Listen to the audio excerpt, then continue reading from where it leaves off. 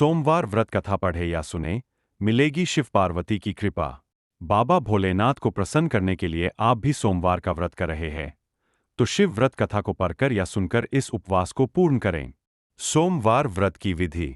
नारद पुराण के अनुसार सोमवार व्रत में व्यक्ति को प्रातः स्नान करके शिव जी को जल और बेलपत्र चढ़ाना चाहिए तथा शिवगौरी की पूजा करनी चाहिए। शिव पूजन के बाद सोमवार व्रत कथा सुननी चाहिए। इसके बाद केवल एक समय ही भोजन करना चाहिए। साधारण रूप से सोमवार का व्रत दिन के तीसरे पहर तक होता है, मतलब शाम तक रखा जाता है। सोमवार व्रत 3 प्रकार का होता है: प्रति सोमवार व्रत, सौम्य प्रदोष व्रत और 16 सोमवार का व्रत। इन सभी व्रतों के लिए एक ही विधि होती है। व्रत कथा। एक समय की बात है, किसी नगर में एक साहूकार रहता था। उसके घर में धन की कोई कमी नहीं थी, लेकिन उसकी कोई संतान नहीं थी, इस कारण वह बहुत दुखी था। पुत्र प्राप्ति के लिए वह प्रत्येक सोमवार व्रत रखता था और पूरी श्रद्धा के साथ शिव मंदिर जाकर भगवान शिव और पार्वती जी की पूजा करता था। उसकी भक्ति देखकर एक दिन मां पार्वती प्रसन्न हो गईं और भगवान शिव से उस साहूकार की मनोकामना पूर्ण करने का आग्रह किया। पार्वती जी की इच्छा सुनकर भगवान शिव ने कहा कि हे पार्वती, इस संसार में हर प्राणी को उसके कर्मों का फल मिलता है और जिसके भाग्य में जो हो उसे भोगना ही पड़ता है। लेकिन पार्वती जी ने साहूकार की भक्ति का मान रखने के लिए उसकी मनोकामना पूर्ण करने की इच्छा जताई। माता पार्वती के आग्रह पर शिवजी ने साहूकार को पुत्र प्राप्ति का वरदान तो दिया, लेकिन साथ ही यह भी कहा कि उसके बालक की आयु केवल 12 वर्ष होगी। माता पार्वती और भगवान शिव की बातचीत को साहूकार सुन रहा था। उसे ना तो इस बात की खुशी थी और ना ही दुख। वह पहले की भांति शिवजी की पूजा करता रहा। कुछ समय के बाद साहूकार के घर एक पुत्र का जन्म हुआ। जब वह बालक 11 वर्ष का हुआ, तो उसे पढ़ने के लिए काशी भेज दिया गया। साहूकार ने पुत्र के मामा को बुलाकर उसे बहुत सारा धन दिया और कहा कि तुम इस बालक को काशी विद्या प्राप्ति के लिए ले जाओ और मार्ग में यज्ञ कराना। जहां भी यज्ञ कराओ वहां ब्राह्मणों को भोजन कराते और दक्षिणा देते हुए जाना। दोनों मामा भांजे इसी तरह यज्ञ कराते और ब्राह्मणों को दान दक्षिणा देते काशी की ओर चल पड़े। रात में एक नगर पड़ा जहां नगर के राजा की कन्या का विवाह था, लेकिन जिस राजकुमार से उसका विवाह होने वाला था वह एक आंख से काना था। राजकुमार के पिता ने अपने पुत्र के काना होने की बात को छुपाने के लिए एक चाल सोची। साहूकार के पुत्र को देखकर उसके मन में एक विचार आया। उसने सोचा, क्यों न इस लड़के को दूल्हा बनाकर राजकुमारी से विवाह करा दूं।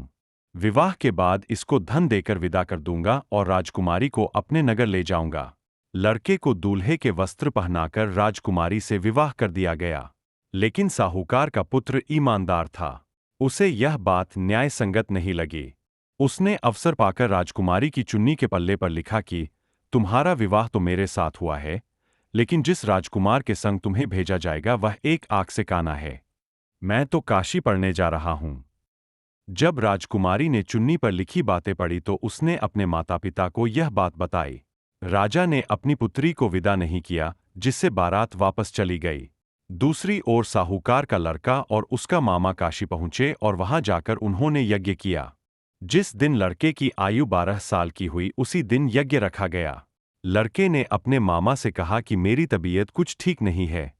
मामा ने कहा कि तुम अंदर जाकर सो जाओ। शिवजी के वरदानुसार कुछ ही देर में उस बालक के प्राण निकल गए। मृत भांजे को देख उसके मामा ने विलाप शुरू किया।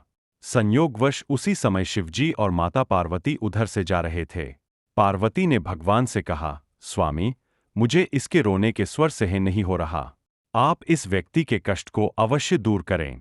जब शिवजी मृत बालक के समीप गए तो वह बोले कि यह उसी साहूकार का पुत्र है जिसे मैंने 12 वर्ष की आयु का वरदान दिया। अब इसकी आयु पूरी हो चुकी है। लेकिन मातृभाव से विभोर माता पार्वती ने कहा कि हे महादेव, आप इस बालक को और आयु देने की कृपा करें, अन्यथा इसके वियोग में इसके माता पिता भी तड़प तड़प कर मर जाएंगे। माता पार्वती के आग्रह पर भगवान शिव ने उस लड़के को जीवित होने का वरदान दिया। शिवजी की कृपा से वह लड़का जीवित हो गया। शिक्षा समाप्त करके लड़का मामा के साथ अपने नगर की ओर चल दिया। दोनों चलते हुए उसी नगर में पहुंचे जहां उसका विवाह हुआ था। उस नगर में भी उन्होंने यज्ञ का आयोजन किया। उस लड़के के ससुर ने उसे पहचान लिया और महल में ले जाकर उसकी खातिरदारी की और अपनी पुत्री को विदा किया। इधर साहूकार और उसकी पत्नी भूखे प्यासे रहकर बेटे की प्रतीक्षा कर रहे थे। उन्होंने प्रण कर रखा था कि यदि उन्हें अपने बेटे की मृत्यु का समाचार मिला तो वह भी प्राण त्याग देंगे, परंतु अपने बेटे के जीवित होने का समाचार पाकर वह बेहद प्रसन्न हुए। उसी रात भगवान शिव ने व्यापारी के स्वप्न में आकर कहा, हे श्रेष्ठी, मैंने तेरे सोमवार के व्रत करने और व्रतकथा सुनने से प्रसन्न होकर तेरे पुत्र को लंबी आयु प्रदान की है। इसी प्रकार जो कोई सोमवार व्रत करता है या कथा सुनता और पढ़ता है, उसके सभी दुख दूर होते हैं और समस्त मनोकामनाएं पूर्ण होती है।